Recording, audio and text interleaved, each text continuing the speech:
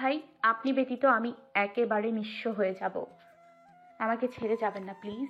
আবির এক হাতে মেঘের মাথায় হাত বুলাতে বুলাতে মোলায়েম কণ্ঠে বলল, এই বিস্তৃত নক্ষত্রমণ্ডলকে সাক্ষী রেখে আবির মেঘকে কথা দিচ্ছে, আজ থেকে ঠিক 5 মাস পর মেঘ যা চাইবে ঠিক যেভাবে চাইবে। মেঘের কোনো ইচ্ছে আমি আবির অপূর্ণ রাখবো না, কথা দিলাম। শুধু এইটুকু ধৈর্য রাখ প্লিজ। মেঘ কাঁদতে কাঁদতে বলল, আমি এর বেশি ধৈর্য রাখতে পারছি না আবির ভাই। আমার মনে হচ্ছে আমি আর বাঁচবো না। আবির সহসা মেঘকে শক্ত করে জড়িয়ে ধরে আর্তনাদ করে উঠল। তোর কিছু হলে আমি বাঁচতে পারবো না। আবিরের আর্তনাদ শুনে মেঘ আবিরের বুক থেকে মাথা উঠে বিস্মিত নয়নে আবিরের মুখের পানে তাকিয়েছে। পূর্ণিমা চাঁদের আলোতে মেঘের দুধে আলতা আদলে গাল বেয়ে গড়িয়ে পড়া পানির দাগগুলো মুক্তোর ন্যায় চকচক করছে। মেঘের বিষণ্ণ চিত্তে নৈসর্গিক পুলক নিরূপণ হচ্ছে। উদ্বিগ্ন আদল মুহূর্তে বদলে গেছে মনোমুগ্ধতায়। আবিরের অন্তরের মর্মভেদী প্রদাহে প্রতিনিয়ত বিধ্বস্ত হওয়া অবসন্ন ধৃষ্টতায় মুহূর্তে স্তম্ভিত ফিরল। আবিরের অচল চাহনি ছোট্ট মেঘের বুকের ভেতর আবদ্ধ হৃৎপিণ্ডটা ক্ষতবিক্ষত করে দিচ্ছে। মেঘের পিঠ থেকে হাত সরিয়ে আবির অতীব আয়তায় মেঘের দুচোখ মুছে দিয়েছে। মেঘ তখনও ছোট্ট হাতে সর্বশক্তি দিয়ে আবিরকে জড়িয়ে ধরে আছে। আবির গালের পানি মুছে দুহাতে মেঘের দুগালে হাত রেখে নীরের দৃষ্টিতে তাকিয়ে পূর্বের ন্যায় আবারও জিজ্ঞাসা করল, ম্যাম, আমাকে কি 5টা মাস সময় দেওয়া যাবে? আবিরের আজ্ঞাসূচক প্রশ্ন শোনা মাত্রই মেঘের চোখ থেকে এক ফোঁটা অশ্রু গাল পর্যন্ত নামতেই আবির নিজের বৃদ্ধাঙ্গুলের সহিত সেই গতি থামিয়ে দিয়ে মুখে গম্ভীর ভাব বজায় রেখে বলল, মাস বাদ দিলাম, মাত্র 150 দিন হলেই চলবে। মেঘের মুগ্ধ চাহনিতে আবারও বিষাদ নেমেছে। বুকের ভেতর তীব্র অভিমান জমেছে। অভিমানী মুখখানা দেখে আবিরের বুকের যন্ত্রণা তীব্র হতে শুরু করেছে। গত দিনগুলোতে মেয়েটাকে অবহেলা করে নিজেকে যতটা শক্ত রাখার চেষ্টা করেছিল সেই সব কিছুই মুহূর্তে পরিবর্তন হয়ে গেছে। আবির নিজেকে নিরুদ্ধ করতে আকাশের পানে তাকিয়ে দু চোখ বন্ধ করে সঙ্গোপনে দীর্ঘ নিঃশ্বাস ছাড়ল। হঠাৎ অনুভব করলো আবিরের পিঠ থেকে মেঘের দুহাত সরে গেছে। আবির তৎক্ষণাৎ চোখ মেলল। ততক্ষণে মেঘের শরীর হেলে পড়ছে। আবির তড়িৎ বেগে মেঘকে দুহাতে আঁকড়ে ধরে আর্তনাদ করে উঠল। এই মেঘ, কি হয়েছে তোর? মেঘের নিস্তেজ দেহ আবিরের গায়ে পড়ে আছে। আবির অনর্গল ডাকছে কিন্তু মেঘের হুঁশ নেই। মেঘকে কোলে নিয়ে সোফায় হেলান দিয়ে বসিয়ে দ্রুত পানি এনে মেঘের চোখে মুখে ছিটিয়ে দিচ্ছে আর অবিরত ডেকে যাচ্ছে। সকাল থেকে করা একের পর এক অনিয়ম, মনের বিরুদ্ধে সারাদিন উত্তপ্ত ক্ষিপ্রতায় নিজেকে প্রহত করার তীব্র চেষ্টা, বুকের ভেতর কষ্ট চেপে রাখার উদ্যম, তার সঙ্গে অনাবশ্যক কান্নার ফলে মেঘের দেহ নিস্তেজ হয়ে পড়েছে। মিনিট দশেকের মধ্যে মেঘ পিটপিট করে চোখ মেলল। আবির ছাদের ফ্লোরে বসে মেঘের দুহাত আঁকড়ে ধরে আকুল কণ্ঠে ডেকেই যাচ্ছে। আবিরের বিধ্বস্ত চেহারা দেখে মেঘের বুকের ভেতরটা মোচড় দিয়ে উঠেছে। মনের অন্তরালে চলছে একের পর এক প্রশ্নের ছুটাছুটি, কিন্তু তার একটাও শ্বাসনালী পেরিয়ে মুখ পর্যন্ত আসতে পারছে না। আবির আকুল কণ্ঠে শুধালো, এই মেঘ, কি হয়েছে তোর? আবিরের প্রশ্নে মেঘের ধ্যান ভাঙে। চিবুক নামিয়ে আস্তে করে বলল, আমার মাথা কেমন করছে। আবির শ্বাস ছেড়ে নিজেকে ধাতস্থ করে উদ্বিগ্ন কণ্ঠে বলে উঠল, এত পাগলামি কেন করিস? তুই তো জানিস কাঁদলে তোর মাথা ব্যথা করে, শ্বাসকষ্ট হয়। তবে কেন এরকম করছিস? নিজের প্রতি যত্নশীল কবে হবি তুই? আবিরের আদর মাখা একের পর এক প্রশ্ন শুনে মেঘের অভিমানী মনে রাশি রাশি অভিমান ভর করছে। মুখটা আগের থেকেও বেশি চুপসে গেছে। মেঘ আবিরের দিকে তাকে উদাস ভঙ্গিতে বলল, আমি পৃথিবীর শ্রেষ্ঠ, নিজেকে প্রতিহত করে নিজেই আশাহত হব। আবির মলিন হেসে বলল, আমাকে জ্বালাতে তোর খুব ভালো লাগে তাই না? মেঘনা চাইতেও ক্ষীণ হাসত, তবে হাসিটা পূর্বের ন্যায় প্রাণহীন। আবির ঠান্ডা কণ্ঠে হুমকি দিল, আমি যাওয়ার পর যদি কোনোভাবে শুনতে পারি যে তুই স্বইচ্ছায় নিজেকে নিজে আহত করছিস, তাহলে এই আবিরকে আর পাবি না। চুপচাপ রুমে যা। মেঘ নিরাশ হয়ে বলল, আমি রুমে যাব না। আবির ফ্লোর থেকে উঠে ট্রাউজারের ধুলো ঝেড়ে ব্যস্ত ভঙ্গিতে জিজ্ঞাসা করল, রুম পর্যন্ত দিয়ে আসতে হবে? মেঘ আকাশের পানে তাকিয়ে উষ্ণ স্বরে বলল, চাঁদটা খুব সুন্দর তাই না? আবির আর চোখে চাঁদের পানে তাকিয়ে মুখের গম্ভীর ভাব সরিয়ে মেকি স্বরে বলল, তোর থেকে বেশি না। মেঘ মলিন হেসে স্বাভাবিক কণ্ঠে বলল, যে অনলের উত্তাপে সদাই ঝলসে যাচ্ছি সেই অনলে ঘি নাই বা ঢাললেন। আমি উন্মাদ হতে পারি, তবে বিবশ নই। আবির মেঘের পাশে সোফায় বসে নিজের হাঁটুতে দুহাতের ভর ফেলে মাথা নিচু করে ফ্লোরের দিকে তাকিয়ে তপ্ত স্বরে বলে উঠল, এই জন্যে আমি বাসায় কিছু বলতে চাইনি। ভেবেছিলাম ওইখানে পৌঁছে ফোন করে জানাবো, কিন্তু আব্বু জানিয়ে দিয়েছে, সব কিছু এলোমেলো করে দিয়েছে। মেঘ কপাল গুটিয়ে সূক্ষ্ম নেত্রে আবিরের দিকে তাকিয়ে আর্তনাদ করে উঠল। তবে বিবর্ষ নয়। আপনি আমায় না জানিয়ে চলে যেতে পারতেন। হয়তো। মেঘ দুহাতে আবিরের বাহু শক্ত করে ধরে আবিরের শক্তপোক্ত বাইসেপে মাথা এলিয়ে মিনমিন করে বলে। আপনি বড্ড নিষ্ঠুর। আবির আর চোখে চেয়ে বলল, নিষ্ঠুর মানুষটার পাশে বসে আছিস কেন? রুমে চলে যা। মেঘ অনুষ্ণ কণ্ঠে জবাব দিল। নিষ্ঠুর মানবের নিষ্ঠুরতা আমায় বন্দি করে ফেলেছে। আমি এখন কি করব?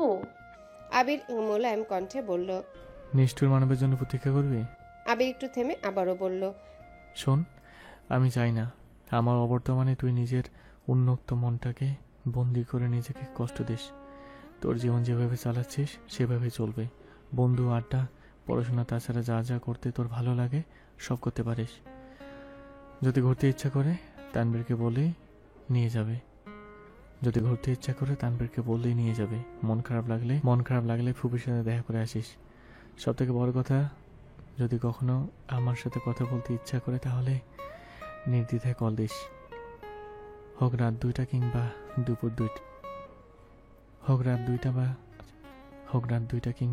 দুপুর 12টা। তোর যখন ইচ্ছা হবে তখনই কল দিবি। যদি মাঝে মাঝে টিকটিকি কিংবা ব্যাঙের স্বপ্নে ঘুম ভেঙে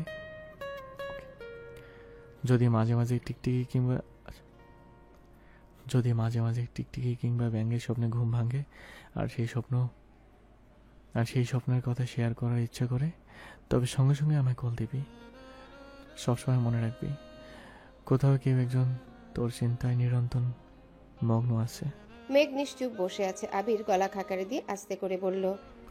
সেই সাথে লাস্ট ওয়ার্নিং দিচ্ছি, আমি চলে যাওয়ার পর আমার নিষেধাজ্ঞা অমান্য করে যদি নিজেকে কষ্ট দিস তবে আমি আবির তোকে চিনি না। Mind it. মেঘ আবিরের হাত ছেড়ে সোজা হয়ে বসেছে। প্রিয় মানুষের সঙ্গ পেতে মনে সায় দিলেও আজ শরীরটা সায় দিচ্ছে না। সারাদিনের উদ্দামতা মেঘের চোখে মুখে ফুটে উঠেছে। মাথা অনবরত ঘুরছে, চোখে ঝাপসা দিচ্ছে। নিজের সাথে নিজে বিগ্রহ করেও ঠিক থাকতে পারছে না।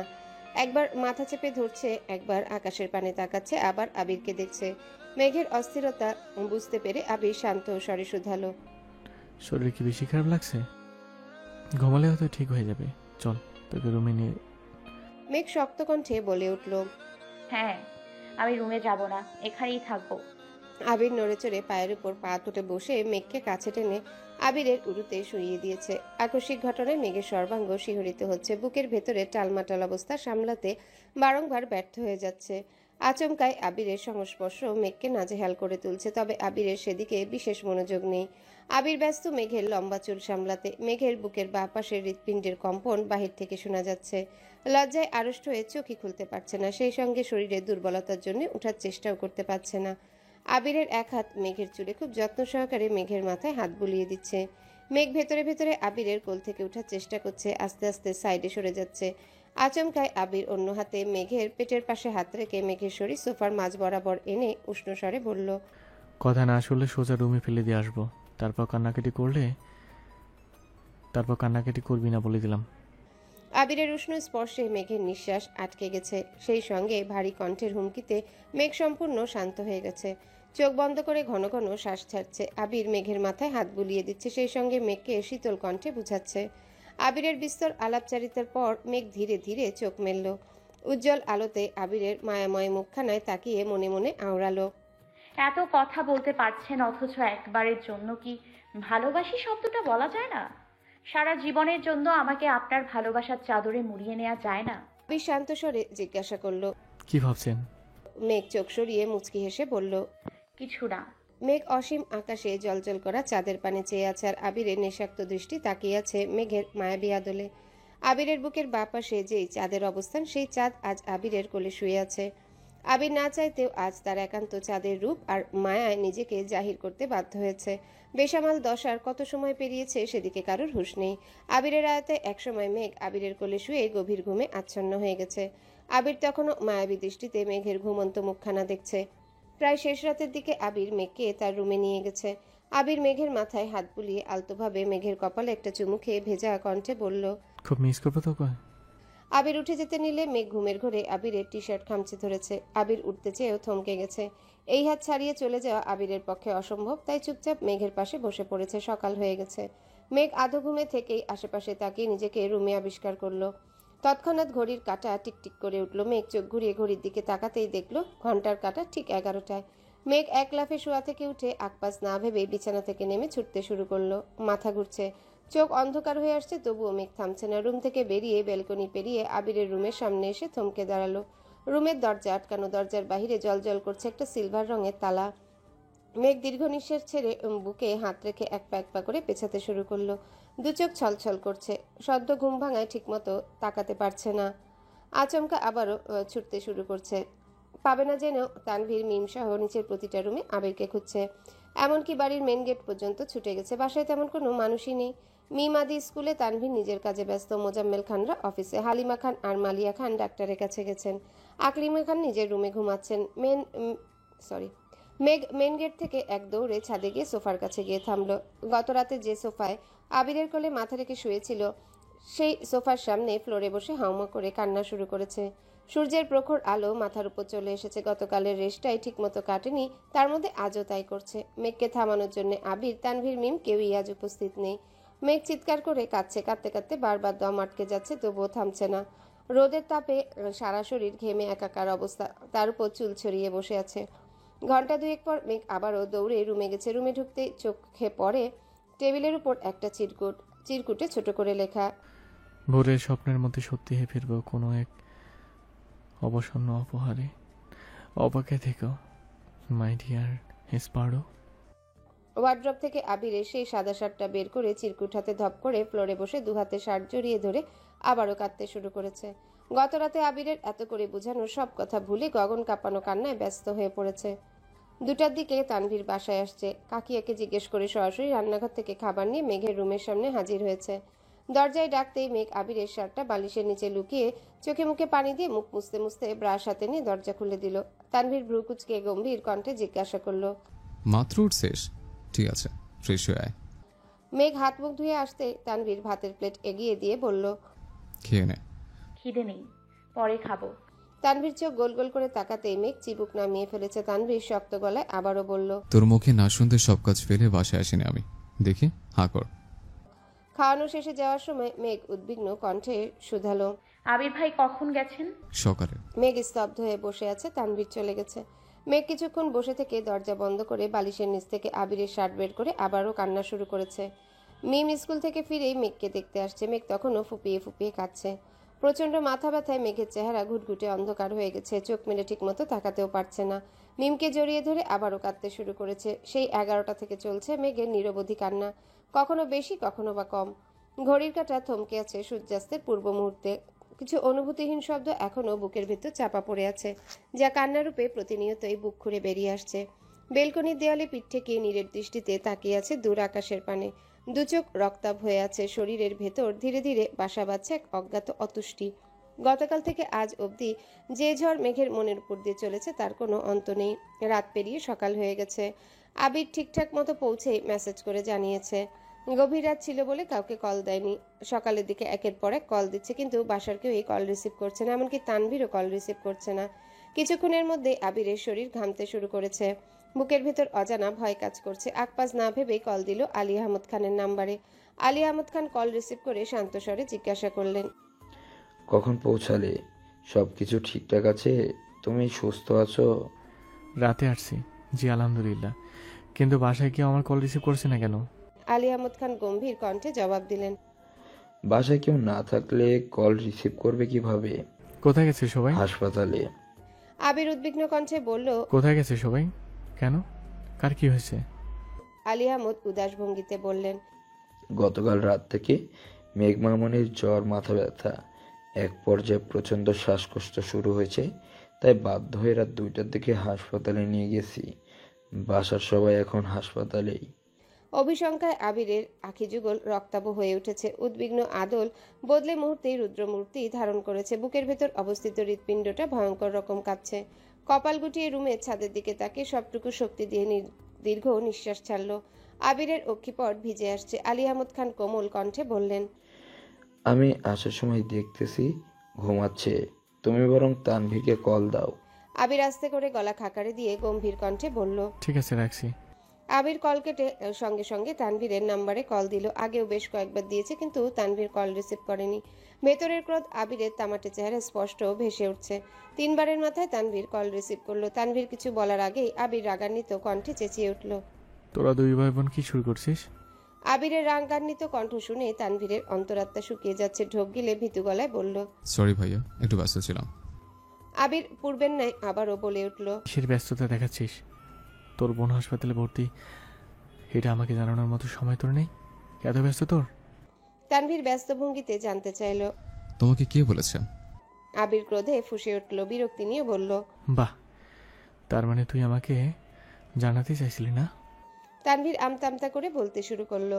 বিষয়টা এমন না, তুমি একটা জার্নি করে গেলে ওই অবস্থায় রাতে তোমাকে জানালে তুমি শুধু শুধু চিন্তা করতে, সেজন্য বলিনি। আবির গম্ভীর স্বরে বলল। তোর বোন অসুস্থ ও আচ্ছা, তোর বোন অসুস্থ, এমনকি হাসপাতালে ভর্তি। এটা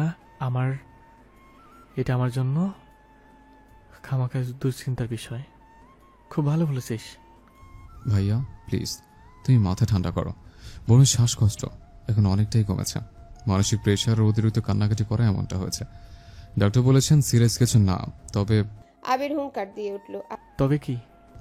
ডাক্তার আশঙ্কা করেছেন এইভাবে চলতে থাকলে বড় কোনো রোগের সম্ভাবনা হতে পারে। আবির দীর্ঘ নিঃশ্বাস ছেড়ে রাশভারী কণ্ঠে বলে উঠল। তোরা দুই ভাই বোন মিলে আমি খুন করে ফেললে আজ এই দিনটা দেখতে হতো না। তোর বোনকে এতটা সময় নিয়ে বুঝিয়েছি, বারবার ওয়ার্নিং দিয়েছি, অথচ তোর বোন আমার কথার কি প্রতিদান দিল? আসার আগে তাকে 100 বার বলেছি, আসার আগে 100 বার বলেছি ওকে একা ছাড়িস না। তারপরও তুই একা ছেড়ে দিলি। চাচ্চুর মতো, আব্বু চাচ্চুর মতো তোরাও প্রমাণ করে দিলি আমি অপরিচিত একটা মানুষ, আর আমার হবি সম্পর্কগুলো বড্ড ঠুনকো। তোদের আচরণে নিজেকে আজ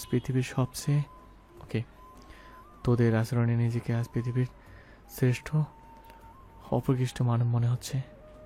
যেখানে সামান্যতম মূল্য আমার নেই, সেখানে কথা বলা আমার স্বভাব হয় না। ভালো থাকিস, আর তোর বোনকে যত্ন রাখিস। আল্লাহ হাফেজ। এক আকাশ সম অভিমান নিয়ে আবির কথাগুলো বলেছে। তানভীর কিছু বলার আগে আবির কল কেটে দিয়েছে। কল ব্যাক করতে করতে আবির ফোন বন্ধ করে ফেলেছে। এদিকে মেঘের শরীরের অবস্থা এখনো অনেকটাই খারাপ। আবির যাতে দুশ্চিন্তা না করে তার জন্য তানভীর ইচ্ছাকৃত কোনো কিছু বলতে চায়নি, অথচ তাই হলো। আবির, মেঘ আর তানভীর দুজনকেই ভুল বুঝে কল কেটে দিয়েছে। মেঘের এই সমস্যা ছোট থেকে ছিল। বাসায় কোনো বিষয়ে খুব বেশি বকা খাওয়া কিংবা পরীক্ষায় রেজাল্ট খারাপ হওয়া, ছোটবেলা আবিরের হাতে থাপ্পড় খাওয়ার পর সপ্তাহখানেক জ্বরে ভোগা, এগুলো হওয়ার হামেশাই হয়ে থাকে।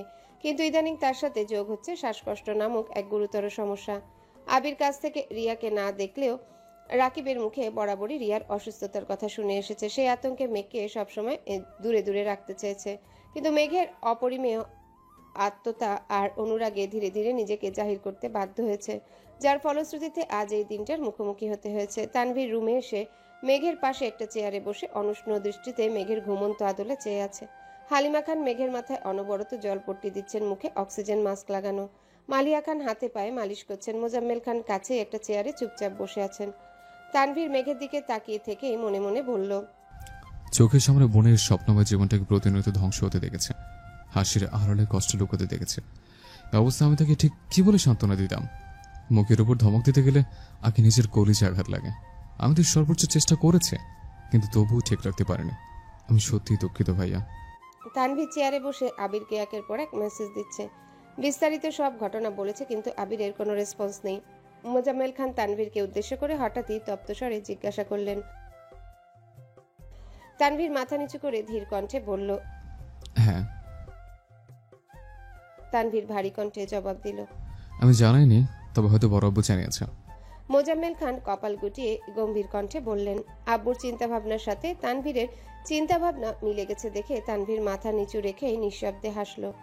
এক সায়ান্নে মেঘ ব্যালকনিতে দাঁড়িয়ে বিষণ্ণ চিত্তে দূরের একটা ল্যাম্পপোস্টের ক্ষুদ্র পরিসরের আলোর পানে অপলক দৃষ্টিতে চেয়ে আছে। 1 সেকেন্ডের জন্য পলক ফেলতেও বেমালুম ভুলে গেছে।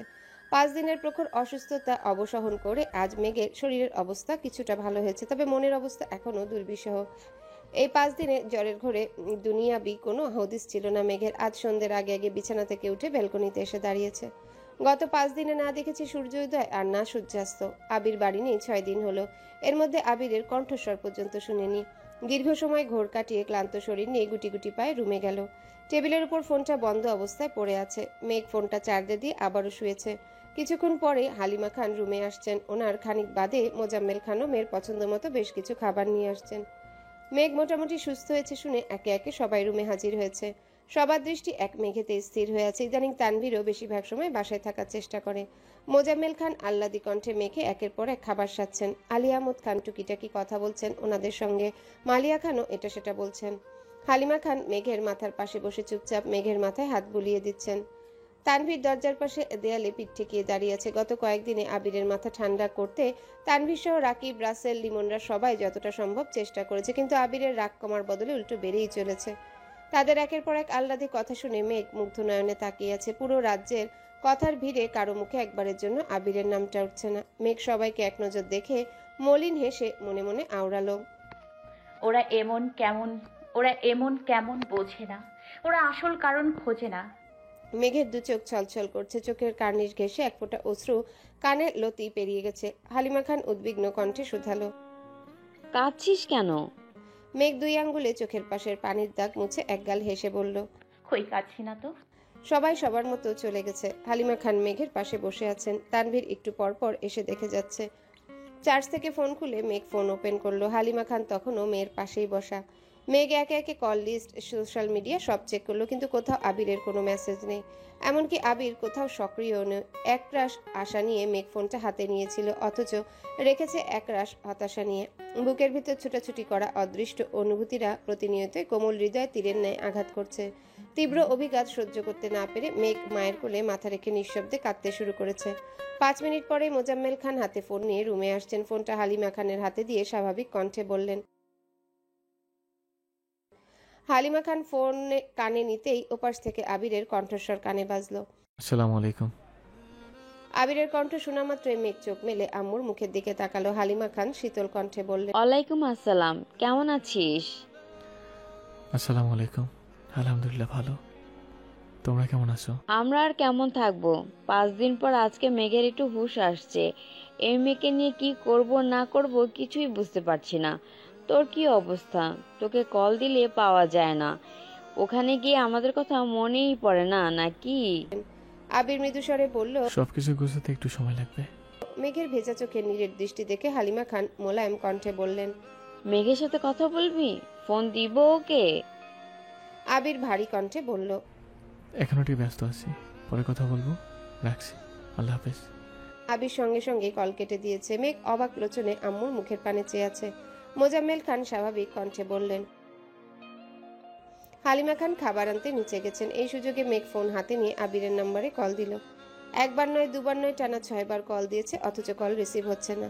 আজ পর্যন্ত এমন ঘটনা কখনো হয়নি। আবিরের ফোন খোলা থাকলে আর ফোনের কাছে থাকলে মেঘের কল কখনো মিস হয় না, অথচ আজই তার ব্যতিক্রম ঘটছে। মেঘের বুকের ভেতর অজানা ভয় হানা দিচ্ছে। একটু পরেই বন্যা কল দিল। বন্যার সাথে 2-3 মিনিট কথা বলেছে। এর মধ্যে হালিমা খান খাবার নিয়ে চলে আসছেন। হালিমা খান স্বাভাবিক কণ্ঠে জিজ্ঞাসা করলেন, কে কল দিয়েছে? বন্যা। ও, মেয়েটা ওই দিন তোকে দেখতে হাসপাতালে গিয়েছিল, কিন্তু তোর অবস্থা খারাপ ছিল, তাই হয়তো বুঝতেই পারিসনি। মেঘ উদাস ভঙ্গিতে জিজ্ঞাসা করলো। বন্যা হাসপাতালে গেছিল? হ্যাঁ। মেঘ আস্তে করে বলল। ও। মেঘ রাতে ঘুমানোর আগ পর্যন্ত বেশ কয়েকবার আবিরকে কল দিয়েছে, অনেকগুলো মেসেজও দিয়েছে, কিন্তু আবির মেসেজ কল কোনো কিছুতেই রেসপন্স করছে না। বন্যা ভার্সিটি থেকে বাসায় গিয়ে ফ্রেশ হয়ে অল্প খেয়ে মেঘকে দেখার জন্য বাসায় আসছে। মূলত তামিম মিষ্টিরা সবারই আসার কথা ছিল, কিন্তু তানভীরের ভয় ওরা আর সাহস করতে পারেনি। বন্যা কিছু ফল আর মেঘের পছন্দের টুকিটাকি জিনিসপত্র নিয়ে আসছে। আজ তানভীর আগে থেকেই বাসায় ছিল। বন্যাকে ঢুকতে দেখে সোফা থেকে উঠে এগিয়ে গেল। বন্যা শান্ত স্বরে সালাম দিয়ে জিজ্ঞাসা করলো। তানভীর সালামের উত্তর দিয়ে আঙ্গুল দিয়ে দেখিয়ে দিল। বন্যা উপরে চলে গেছে। বাসায় আজ তেমন মানুষজন নেই। আকলিমা খান মিমার আদিকে নিয়ে ওনার এক আত্মীয়র বাসায় বেড়াতে গেছেন। দুপুরের পর হওয়ায় হালিমা খান ও মালিহা খান দুজনাই ঘুমে। তানভীর কিছুক্ষণ সোফায় বসে হঠাৎ উঠে রান্নাঘরে চলে গেছে। চা, নুডলস সাথে ফল কেটে প্লেটে সাজিয়ে নিয়েছে। মেঘের রুমের সামনে সে গলা খাকারি দিয়ে বলল, আসবো? আসো। তানভীরের হাতে নাস্তা দেখে মেঘ আহাম্মকের মতো তাকিয়েছে। বন্যা চেয়ার থেকে উঠে হাত বাড়িয়ে একটা ট্রে নিয়ে টেবিলের উপর রাখলো। আরেকটা তানভীর নিজেই রেখেছে। মেঘ আশ্চর্যান্বিত নয়নে তাকিয়ে শুধালো, নাস্তা তুমি নিয়ে আসছো? তানভীর আস্তে করে বলল। মেঘ দু চোখ প্রশস্ত করে জানতে চাইলো। সত্যি? তানভীর ভ্রুকুচকে কিছুটা ভারী কণ্ঠে বলল। জি। বন্যাও কপাল গুটিয়ে তাকিয়ে আছে। মেঘ আস্তে করে জিজ্ঞাসা করলো, আম্মু কোথায়? আম্মু বড়াম্মু ঘুমাচ্ছেন, তাই ডাকি নাই। তানভীর চায়ের কাপ বন্যার দিকে এগিয়ে দিয়ে চাপা স্বরে জিজ্ঞাসা করলো। চিনি হয়েছে কিনা দেখো। বন্যা চায়ে চুমুক দিতে দিতে মেঘ বলে উঠল। বন্যা চায়ে চিনি বেশি খায়। তানভীর মুখের উপর জবাব দিল। জানি। বলেই তানভীর থতমত খেয়ে উঠল। বন্যা মৃদু হেসে বলল। মেঘ তানভীরের দিকে সন্দেহের দৃষ্টিতে তাকিয়ে আছে। বন্যার সামনে কিছু জিজ্ঞাসা করবে কিনা তাই ভাবছে। তানভীর মেঘের নজর খেয়াল করে ধীর কণ্ঠে বলল, আমি আসি। নাস্তা ভালো না লাগলে আমার কিছু করার নেই। আমি আন্তরিকভাবে দুঃখিত। আম্মু উঠলে আবার নাস্তা পাঠাবো না। তানভীর তড়িঘড়ি করে রুম থেকে বেরিয়ে গেছে। মেঘ তখনও সন্দেহের দৃষ্টিতে দরজার পানে তাকিয়েছে। বন্যা কপাল গুটিয়ে গম্ভীর কণ্ঠে জিজ্ঞাসা করলো। মেঘের ঠোঁট জুড়ে মুচকি হাসি মাথা দুলিয়ে মেঘি স্বরে বলল, নুডলস আর চাটায় কোনো রকমে করতে পারে না। বন্যা মৃদু হেসে স্বাভাবিক কণ্ঠে জিজ্ঞাসা করলো, না, উনি আমার কল রিসিভ করেন না। গতকাল আব্বু আম্মুর সাথে কথা বলেছে। আম্মু আমাকে ফোন দিতেও চাইছিল কিন্তু উনি কথা বলেননি। বন্যা তপ্ত স্বরে বলল, আমাকে ওয়ার্নিং দিয়েছিল আমি যেন ইচ্ছাকৃত নিজের ক্ষতি না করি। হয়তো সেজন্যই রাগ করে কথা বলছেন না। বন্যা গম্ভীর কণ্ঠে বলল। মেঘ মন খারাপ করে বলল, তুই আমাকে এভাবে বলতে পারলি? মেঘ জিভ দিয়ে ঠোঁট ভিজিয়ে শীতল কণ্ঠে বলল, আবির ভাইয়ের অনুপস্থিতিতে আমার মনের ভেতর যেই ঝড় চলছে তা আমি তোকে কিভাবে বোঝাবো। মাথায় 24 ঘন্টা একটা অজ্ঞাত সংখ্যা ঘুরঘুর করছে। আমি কোনোভাবেই শান্ত থাকতে পারছি না। বন্যা ঘন্টা দুয়েক মেঘের সাথে গল্প করেছে। এর মধ্যে মিষ্টিরাও বন্যার ফোনে ভিডিও কল দিয়ে মেঘের সাথে কথা বলেছে। কিছুক্ষণ পর হালিমা খান আবারও নাস্তা নিয়ে আসছেন। বন্যা বিপুল চোখে তাকিয়ে ধীর কণ্ঠে বলল। হালিমা খান শক্ত কণ্ঠে বললেন, তানভীর হাবিজাবি কি দিছে ওইগুলো খাইছো? না ওইগুলো খাও। বন্যা অনুষ্ণ কণ্ঠে বলল। মেঘ আহ্লাদি কণ্ঠে বলল, আম্মু ভাইয়া যেহেতু রান্না পারে চলো ভাইয়াকে বিয়ে। হালিমা খান প্রখর তপ্ত স্বরে বললেন, এই বাড়িতে বিয়ের নাম ভুলেও মুখে নিবি না। মেঘ ভ্রু কুচকে জিজ্ঞাসা করল, কেন? হালিমা খান চলে গেছেন। বন্যা আরো কিছুক্ষণ বসে চলে যাওয়ার জন্য নিচে নামতেই মোজাম্মেল খানের সাথে দেখা। বন্যা ওনাকে দেখে সালাম দিল। মোজাম্মেল খান মিষ্টি করে হেসে সালামের উত্তর দিয়ে বললেন। মোজাম্মেল খান গুরুভার কণ্ঠে বললেন, জি আব্বু। তানভীর আশ্চর্য নয়নে তাকিয়ে শুকনো গলায় ঢোক গিলল। মোজাম্মেল খান আবারও বললেন। তানভীর স্বাভাবিক কণ্ঠে বলল, চাবিটা নিয়ে আসে।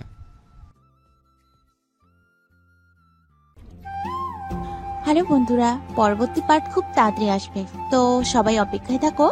আর চ্যানেলটি যারা এখনো সাবস্ক্রাইব করনি তারা পরবর্তী পার্ট দেখার জন্য চ্যানেলটি সাবস্ক্রাইব করে রেখো। ধন্যবাদ সবাইকে, আমাদের সাথেই থেকো।